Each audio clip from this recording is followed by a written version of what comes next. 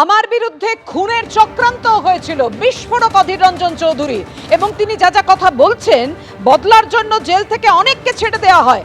আমাকে খুনের জন্য এক বন্দীকে সুপারি দিয়েছিলেন এক এসপি। খুনের চক্রান্তের অভিযোগে একেবারে বিস্ফোরক মন্তব্য করেছেন অধীর রঞ্জন চৌধুরী।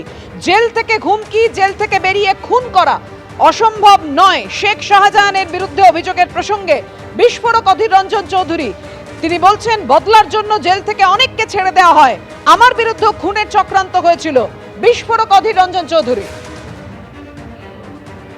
এখনো তো জেলখানা থেকে বেরিয়ে এসে কিছু করেনি, এটাই ভাগ্যি। পশ্চিমবঙ্গে এই ঘটনাও আছে, ভারতবর্ষে এই ঘটনা আছে। জেলখানা থেকে ছেড়ে দেওয়ার ব্যবস্থা হয়, তার বদলা নেওয়ার জন্য আবার ঢুকিয়ে নেওয়া হয়। আপনাদেরকে বলি, আমাকে দেখছেন সামনে অধীর চৌধুরী বসে আছে। এই অধীর চৌধুরীকে মারানোর জন্য জেলখানার মধ্যে বসে থাকা অবস্থায় আসামিকে প্রপোজাল দিচ্ছে কে? এই জেলার অনেক দিনের পুরনো এক এসপি, আমি নাম করছি না, যে সুপারি নিয়েছিল। তখনও তৃণমূলে সে যায়নি, সুপারি নিয়েছিল অধীর চৌধুরীকে মারাবো। তাই জেলখানার ভেতরে বসে থাকা আসামিকে প্রতিনিয়ত পরামর্শ, প্ররোচিত এবং জেলখানায় ইন্টারভিউর নামে, জিজ্ঞাসাবাদের নামে গিয়ে তাদের উপর চাপ সৃষ্টি করা হয়েছিল। জেলখানা থেকে বার করে দেবো, মেরে আবার ঢুকিয়ে নেবো জেলে। জেনে রাখুন আপনারা। অর্থাৎ এই বাংলায় এটা কিন্তু অবাক করার মতো কোনো ঘটনা নয় যে যারা আজকে জেলের মধ্যে বসে হুমকি দিচ্ছে তারা জেল থেকে বেরিয়ে খুন করে আবার জেলে ঢুকে যাবে না, এটা কিন্তু অবাস্তব নয়, অকল্পনীয় নয়। মাথায় রাখবেন বাংলার মানুষ, অধীর চৌধুরী কখনো কাউকে মিথ্যা কথা, বিভ্রান্ত করার কোনো কথা বলে না রাজনীতিতে, আজও বলছি না। আমাকে মারার চেষ্টা হয়েছিল। অবশেষে হাইকোর্টের নির্দেশে নদিয়ার গাজন উৎসবে অংশ নিতে পারবেন এসসিরা।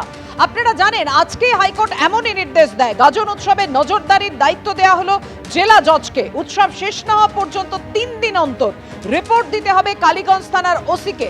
কোনো অপ্রীতিকর অবস্থা তৈরি হলে সরাসরি এসপিকে নির্দেশ দেবেন বিচারকই। কথা বলবো, আমাদের সঙ্গে রয়েছেন আমাদের প্রতিনিধি সৌভিক মজুমদার। সৌভিক, এমনিতেই জেলা জজদের কথা শোনেন না পুলিশ সুপাররা, হাইকোর্টকে এমন মন্তব্য করতে হলো কোন প্রেক্ষিতে?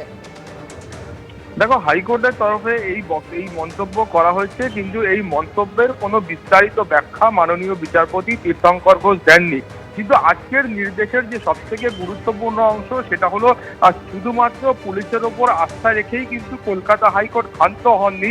এই পুলিশ আধিকারিকদের মাথার ওপরে ডিস্ট্রিক্ট জজকে তিনি নিযুক্ত করেছেন পর্যবেক্ষণের জন্য।